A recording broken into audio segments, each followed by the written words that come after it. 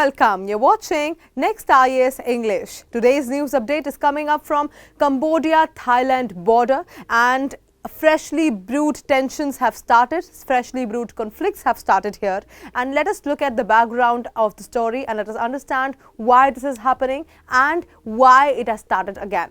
So, Thailand launches strikes into Cambodia. What is the conflict and the temple at its midst? Thailand-Cambodia conflict, Preah Vihear Temple dispute. The latest attack has reignited the deadly conflict along the border, in which at least 48 people were killed and thousands were temporarily displaced on both sides of the border in July. Here's what to know. Now, see, why we are talking about July? Because in July also this happened, and again it has started after a ceasefire. Let us understand the background and everything, but before that let us talk about the UPSC relevance of this topic. So why this topic matters is because GS paper 2, it is highly relevant for GS paper 2, Asian regional security, international borders and ICJ rulings. So both the countries are part of ASEAN, and this has happened after very long that two Asian countries have started fighting.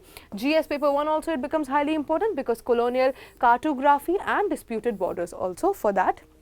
GS paper 3 also this becomes highly important. Why? Because landmines, ceasefires, cross-border security, all of this is part of GS paper 3, and rare instance of airstrikes between Asian members. As I've already mentioned that it is very rare that two Asian member countries are fighting, and impacts major Asian trade corridors and global geopolitics as well. So this topic impacts global geopolitics very highly. Moving forward, let us talk about the context of the Thailand-Cambodia conflict. So, how did this conflict start and what is the background? Let us understand that.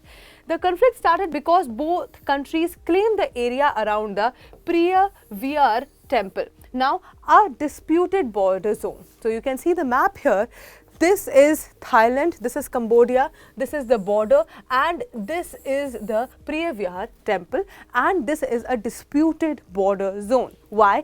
See, although the International Court of Justice ICJ gave a clear ruling in 1962 and again in 2013, both Cambodia and Thailand view the surrounding land differently. Now see, what was the historic ruling? So, I will go into the history, but this ICJ has said that this temple belongs to Cambodia and Thailand should back off. But that has not happened, and this has become a disputed zone.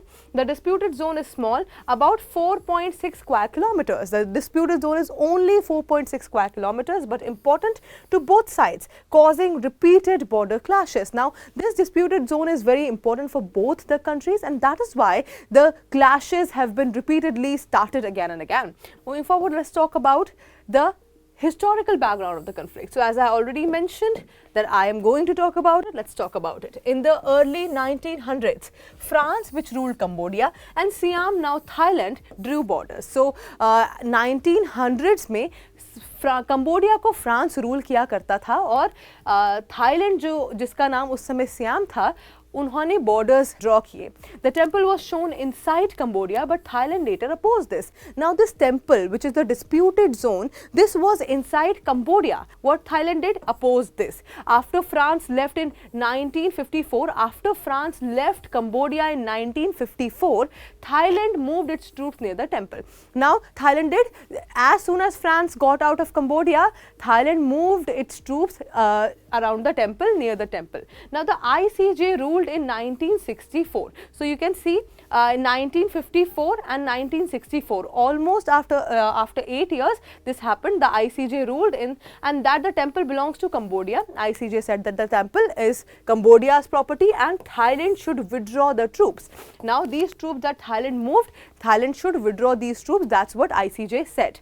Thailand compiled but disagreed about the nearby land, keeping tensions alive. Now Thailand did comply with the temple part, but the nearby areas, Thailand did not agree about it, and the tensions were kept alive. Now, when UNESCO listed the temple as World Heritage Site in 2008, it raised the conflict again because both countries linked this with territorial claims. Now, as soon as UNESCO declared that this is World Heritage Site, this temple came under World Heritage Site.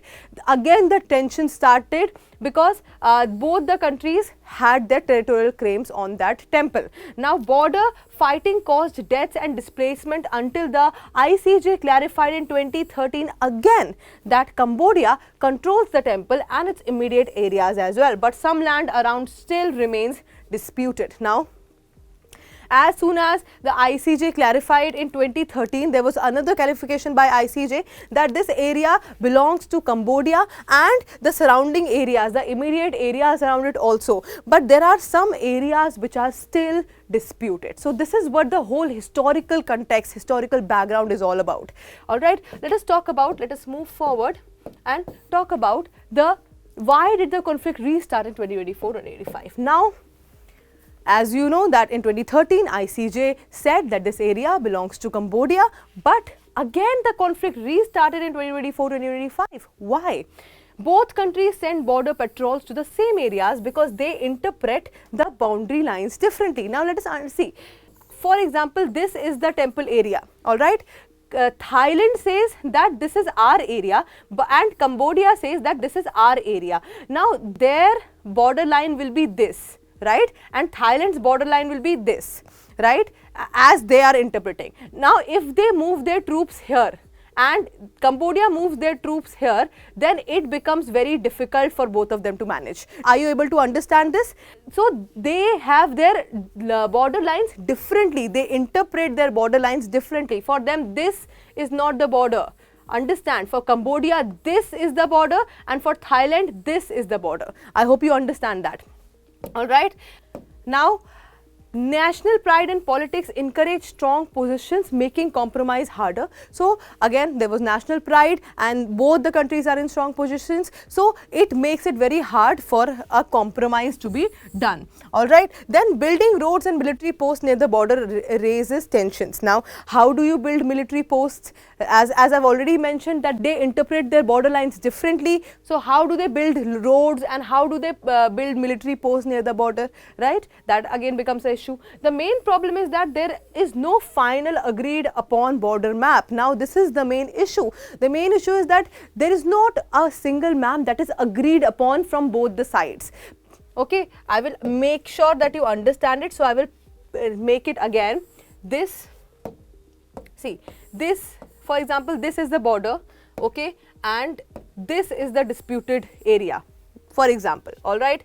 Now the border that Cambodia says, this is the border that Cambodia follows, but this is the border that Thailand follows. So for Thailand this green line is the border, for Cambodia this blue line is the border, but the actual border is this. So there is no final agreed upon border map. There is not a single border map that both the countries agree upon. Alright, moving forward, let us talk about the October ceasefire and what really happened. Now, as I've already told you that there was a conflict, but there was a ceasefire afterwards. And what happened in the October ceasefire and why has this conflict started again?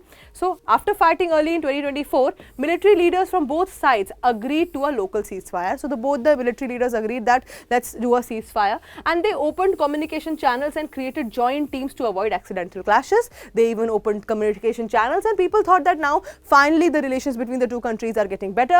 Patrols procedures were changed to keep forces from getting too close. So procedures were also changed, and this helped reduce violence for some time and let nearby villages return to normal life. So finally, this reduced the violence and the nearby villages returned to their normal life. But why did they start fighting again after the ceasefire? So both sides still patrolled overlapping areas. Now, you already know, as I've already shown you, that the borders are different. So there was this area which was overlapping and both the sides patrolled that area, and they each claimed causing misunderstanding. So both the sides claimed that one particular area, and that has caused misunderstanding. Local commanders reacted quickly and with force before higher authorities could step in. So local commanders reacted very quickly before the higher authorities could have a say in that situation, and as a result gunfire broke out again and civilians in the border villages had to flee. So again the conflict started, gunfire broke out, the villages had to flee their houses, and a lot of things have happened. So that is the reason why the ceasefire was cancelled, and again the fighting broke out. Now, what is the current situation on the diplomatic outlook? Let us understand that both countries keep their troops in a tense, watchful state along the border. So, both countries still have their troops along the border, and they are in a very tense and watchful state. ASEAN has urged peaceful talks but cannot force either side to agree. Now, the ASEAN, as I've already mentioned, that both the countries are the members of ASEAN. ASEAN has urged that there should be peaceful talks, and through diplomacy, through dialogue, things should be sorted out, but they cannot force any of the sides. Now, possible solutions include new joint surveys of the border, confidence building effort, and involving international observers. So, the possible solutions could be that there should be new joint survey of the border, and a proper demarcated border should be allotted, and a new map which is agreed by both sides should be made. Confidence building efforts should be done, and involving international observers. International observers should also have the say. And a permanent solution depends on both countries agreeing on clear border lines, which is politically difficult. As I've already mentioned, that there should be a clear border line so that both the countries agree on that, but this is looking politically difficult as of now. Okay, I think we have covered everything in multi-dimensional manner. So, we have covered the whole topic, the whole Thailand-Cambodia conflict. Now, here's a question for you. Now, you tell me in the comment section below which are the 2 years where ICJ has given their ruling that Cambodia is the one who has control over this temple in the comment section below. And that is it for today. I will see you in another deep dive video. Until then, bye-bye. Take care.